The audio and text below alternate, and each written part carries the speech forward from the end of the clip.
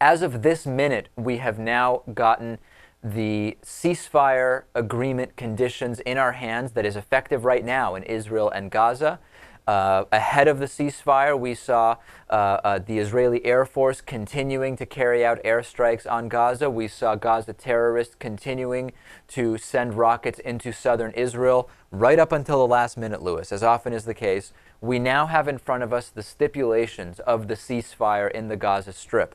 Number 1A is that Israel will stop all hostilities on the Gaza Strip, land, sea, and air, including incursions and including specific targeting of individuals.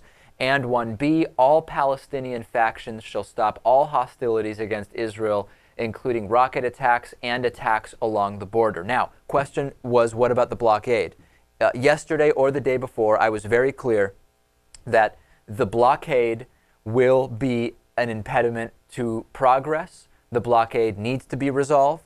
While I understand some of the reasons that those on the Israeli side believe the blockade needs to be there, we can't have a blockade and really argue that we have an even playing field for true progress. Would you agree with that, Lewis? I would agree, but you know, there's still a border there. So you're still, I mean, it's not like there's going to be free passage. No, but there's a difference between a blockade and a border. Right. Right. We need to, certainly some nuance is necessary there. So, Natan, what we see in the agreement is opening the crossings and facilitating the movement of people and transfer of goods, and refraining from restricting residents' free movement and targeting residents in border areas, and procedures of implementation shall be dealt with within 24 hours from the start of the ceasefire. Meaning right now we have 23 hours and 57 minutes for that to be, quote, dealt with. What can we expect, Natan, in terms of how that blockade will be dealt with? Well, so this isn't that the blockade will be eliminated. No, it is not. It's that it will be dealt with. Yeah, there's going to be some freeing up of restrictions. Hopefully they can allow aid to get in, food to get in, and not allow rocket materials to get in. Right. We'll see how that goes. So do you think, Lewis, that there is going to be any kind of dealing with, to use the language here, that this could be dealt with in any way? Some say a good compromise leaves all sides unhappy, okay? But do you believe that there will be any dealing with the blockade such that both sides will at least consider it a valid premise on which to further negotiations? Or is that even too much to expect? Are you asking me if it's possible, or if what we can expect to happen? What we can expect. I'd like to be more optimistic, but I'm not. My expectation is that there will be some kind of a dealing with the blockade such that Israel will be concerned that they are giving up too much in terms of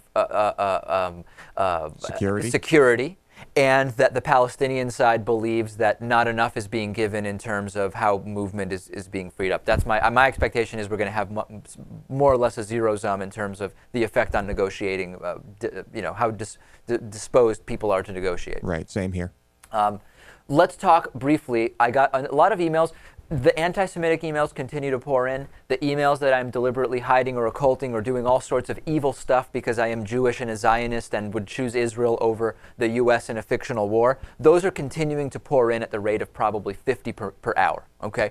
Putting those aside, I've been asked specifically to address the idea that Benjamin Netanyahu benefits politically from continuing violence there, and that he has kind of a vested interest politically in continuing this. Now, in the research I've done, does not find evidence of that, in the sense that if people say electorally he's likely to do better, it's possible that he would do a couple of points better, but correct me if I'm wrong, Natan, Benjamin Netanyahu was set to do very well in upcoming elections regardless.